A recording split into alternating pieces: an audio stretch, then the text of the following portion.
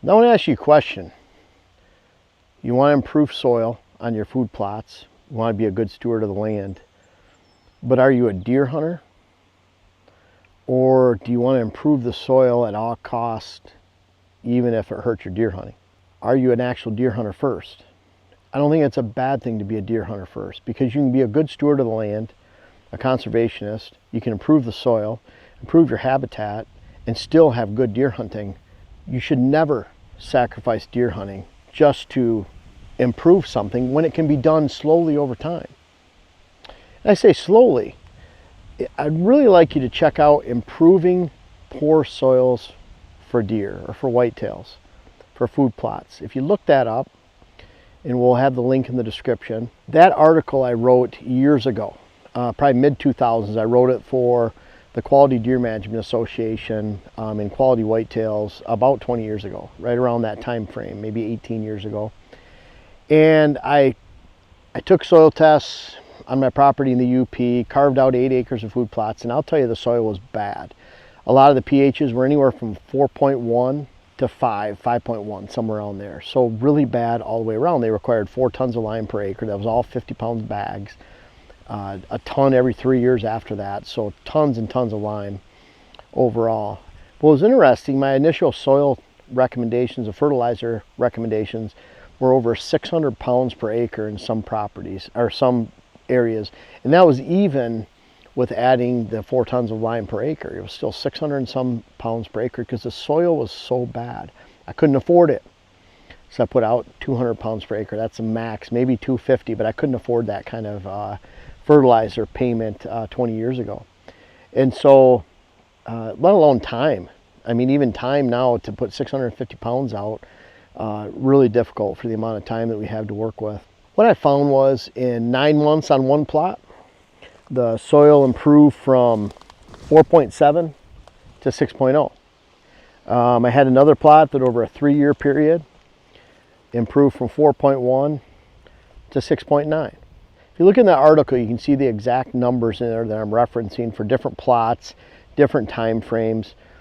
And what was even better though is that throughout that journey, there's no soil building food plots. A lot of those, the soil building food plots, almost all of them are designed just to take your money and build their wallets. That's what it's all about, really.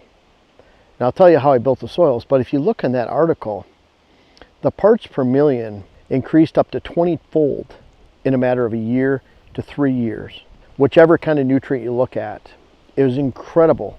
I did it all by rotating crops. A big portion of that, I had brassicas, which are similar to corn in that they take a lot out of the soil. It's interesting about corn, it's the highest organic matter that you can plant.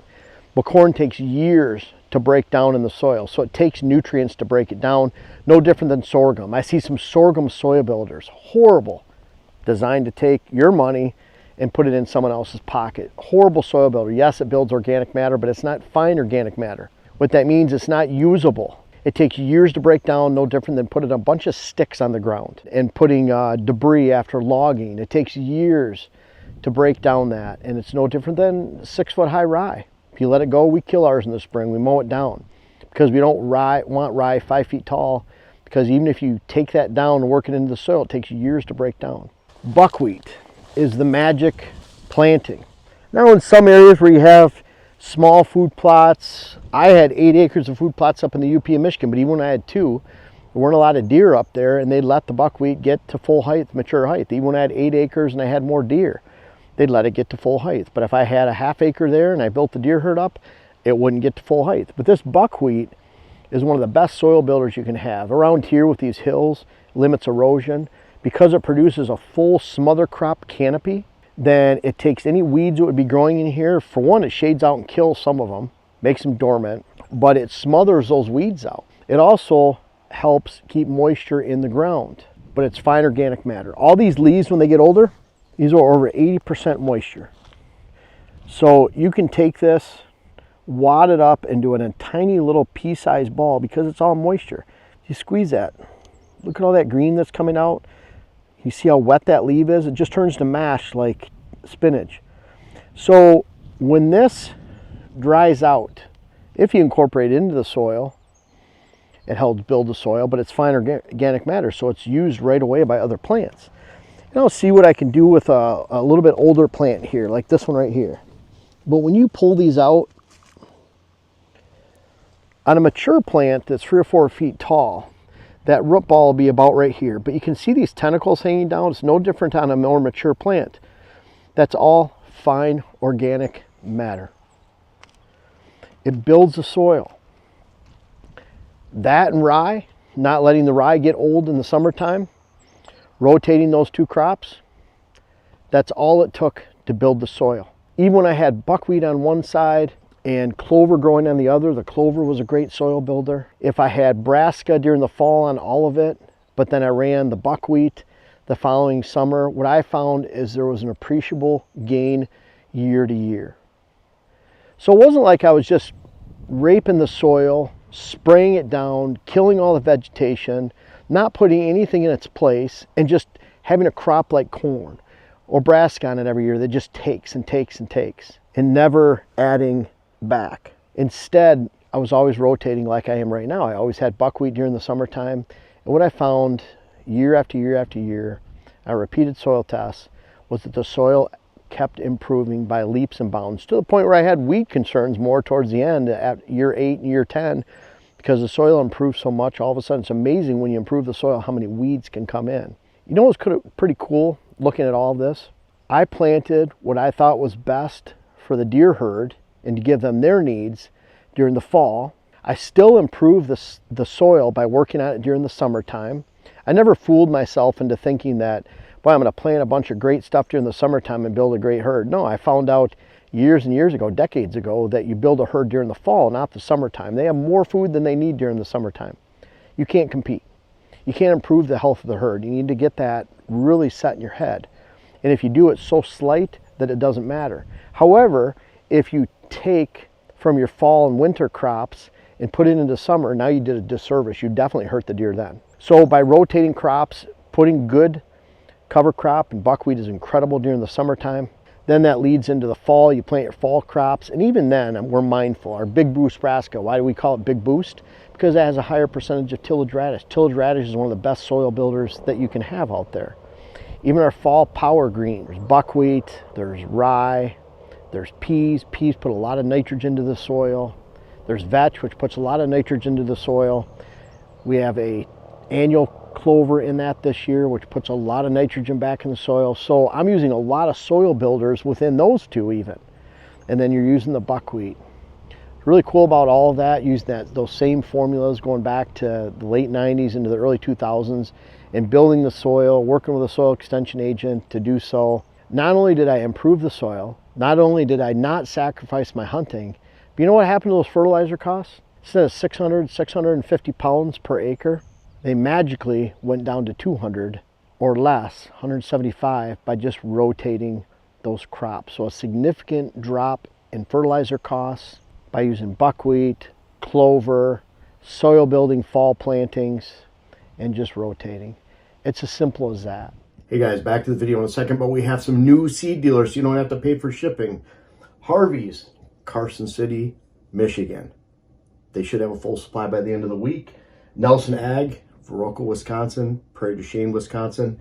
And all the way over in New York, Stanley, New York, Marlin Horse and Sons. And then also the Dutchman's Hunting Supplies in Shipshewana, Indiana. Go check those out. Again, save on shipping. Appreciate it. Now back to the video. You know, maybe there's other ways where organic matter, you can till a bunch of sorghum in here 7 feet tall, but then it takes years to break down. Just because there's a lot of organic matter doesn't mean it's a good thing. You want fine organic matter. Some of the summer soil builders, there's 20 different plants in there. 10 of them don't grow, 5 of them get eaten by deer, and you're left with a bunch of weeds in between a few little glamour crops. Doesn't do anything to your soil. Exposes the soil, dries out the soil, opens it up for weeds, and then it doesn't build anything because you only have 20-25% coverage and the rest is weeds. Really, really bad choice. Instead, you take something like this. And I would say that out of all of those, I'd probably go with oats as a cover crop. Oats get half as high or a third as high as rye. And so you're not using a lot of nutrients to break it down. There's not as much organic matter, but it can act the same as buckwheat, as far as being, that's why they use it as a nurse crop for alfalfa and putting in perennials out in the ag fields. So think about building your soil slowly. And even then, it wasn't that slow. I mean, literally 9 months, you'd go from 4.7 to 6.0 on the pH by using powdered lime, all spread by hand, 50-pound bags. And what I found was the soil would improve like this over time.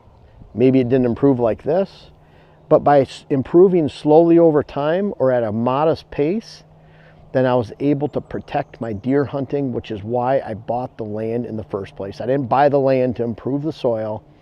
I bought the land to deer hunt while I was improving the soil and improving my food plots over time.